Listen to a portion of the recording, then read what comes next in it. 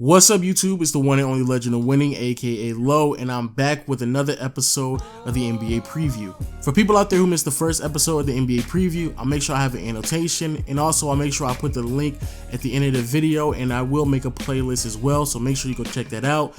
But in today's video, we're going to talk about my projection on the 29th team in the next season, and that is the Atlanta Hawks. Now, for my Atlanta fans out there, don't get too upset, because even though, yes, you're going to be one of the worst teams in the NBA, there is something you have to be excited about, because I do believe that the Atlanta Hawks, they have the most valuable trading asset in the NBA right now. But before we get into that, let's do a quick breakdown of what's happened over the last year or two, because it is extremely interesting. The Atlanta Hawks, for the last decade actually, have been the most consistent team in the Eastern Conference due to them never missing a playoff appearance. However, it really never led into anything of significance because they never had a superstar on their team, which is a shame because they've always had really talented quality players on the team, but no superstar to really put them over the top. And over the last 2 to 3 years, they've definitely seen a lot of success, especially with their season where they won 60 games. But over the last 2 to 3 years, the Atlanta Hawks have seen a lot of high turnover with the organization, especially after the 61 season, because a lot of these players, they have been seeking a bigger payday than the Atlanta Hawks are willing to give them, or the Atlanta Hawks just wanted to move in a different direction. But last year was really questionable because they did a couple of things that just didn't make any sense whatsoever. For one, they decided to trade away Kyle Korver in the middle of the season and got basically nothing in return for him. Two, they flip-flopped with Paul Millsap so many times it was ridiculous. They thought about trading him, but then they just kept him. But then they thought about trading him again, and then they said, you know what, we're just going to keep Paul Millsap on our team, which made no sense because after the playoffs leading into the offseason, there were multiple reports claiming that they didn't even offer Paul Millsap a contract to stay on the team. So if you weren't going to offer him a contract, you might as well trade him to get something in return.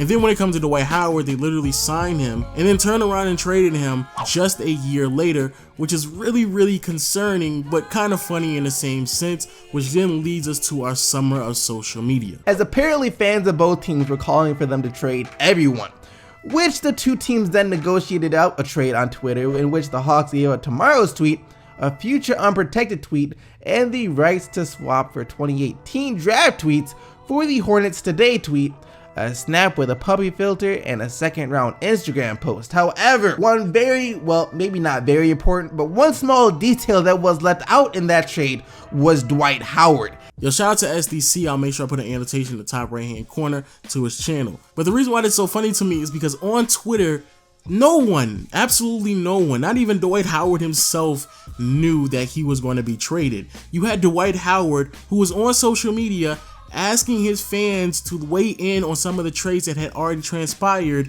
and then 5 minutes later, he got traded himself, which was hilarious. But the one thing that really is concerning out of that entire transaction is how inconsistent the Atlanta Hawks have been over the past 2 to 3 years.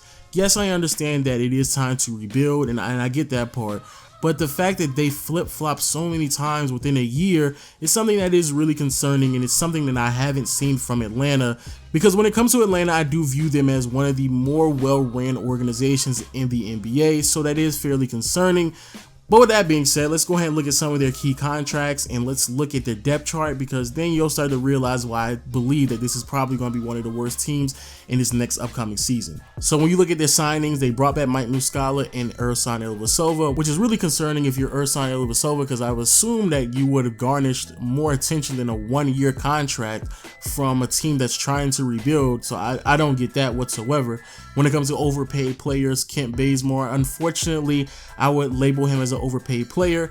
I like Kent Bazemore. I just feel like he should have been much more productive last year and getting paid nearly $17 million for his services. Hopefully he can produce a little bit more so they can kind of move him as well, but it is what it is. But then that actually moves us into the depth chart itself. So we have Dennis Schroder, Kent Bazemore in the backcourt, Taurean Prince at the 3, who I actually like, and I do believe he has some potential to be a quality starter in this NBA, and then Ersan Ilyasova and Dwayne Dedmon rounding up the 4 and the 5. And then when you look at the bench players, shout out to my random 2 G League players, because trust me when I say, especially because Coach Bud is at the head of this team, and he'll just take a page right out of Coach Popovich's book. He'll throw some random G League players on his team and put them in the rotation. So shout out to my random G League players. I like their power forward lineup with Mike Muscala and Jason Collins. Mike Muscala can play 4 and 5, space the floor a little bit. And John Collins is a young player who showed a lot of promise in the summer league, so I do like that as well, dunking on a whole bunch of players. But outside of that, it ain't really much to talk about with this team at all, which is why it's very obvious that this is going to be one of the worst teams in the NBA in this next upcoming season. But if there is one positive that I have to say about this lineup or this team, is the fact that they have Dennis Schroder, and that's the reason why that he is our spotlight player. Now, when it comes to Dennis Schroder, I believe that he is going to be the most valuable trading asset in this next upcoming season for multiple reasons. Dennis Schroder is a 6'1" point guard who spent his entire career playing for the Atlanta Hawks. Now, you may not be unaware of his play because for the majority of his career, he was coming off the bench. However, last season, the Atlanta Hawks finally decided to hand the keys over to him, trade Jeff Teague to the Indiana Pacers, and move Dennis Schroder into the starting lineup. While in the starting lineup, I'm not going to lie, I wasn't expecting much out of him, but boy did he prove me and a lot of his other critics completely wrong. He was a consistent 18-point scorer, gave you somewhere around 6 to 7 assists on a night-to-night basis, and his shooting splits were much better than I anticipated. And then in the postseason, when he matched up against John Wall, arguably the best point guard in the Eastern Conference, man did he really skyrocket, and he really just impressed me. Nearly 25 points, almost 8 assists, and shooting splits that were ridiculous, which is a huge reason why I believe that he is by far one of the most valuable trading assets on his team. Now, there's going to be people claiming that why exactly would they trade in a Schroder, especially because he's still relatively young. And even though, yes, he is young, the reality is he's 24 years old. The Atlanta Hawks are taking the first step in the rebuilding process, which more than likely will take 3 or 4 years. So by the time the Atlanta Hawks will be looking to make the playoffs, Dennis Schroder will be looking for another contract. He'll be in his late 20s, looking at his 30s, and more than likely wants to be on a team that will be contending for a title, not just a playoff spot. We just sat there and saw certain organizations such as the Sacramento Kings, the Indiana Pacers, the Chicago Bulls get little to nothing for players that definitely play at a higher level than Dennis Schroder, largely because they decided to sit on players such as DeMarcus Cousins, Paul George, and Jimmy Butler longer than they were supposed to. But that's not even really the biggest reason why I believe that he has the highest trading value.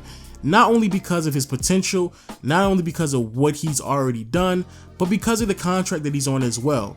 Dennis Schroder just signed a 4-year, $70 million contract, and the first year of that contract actually kicks in this year.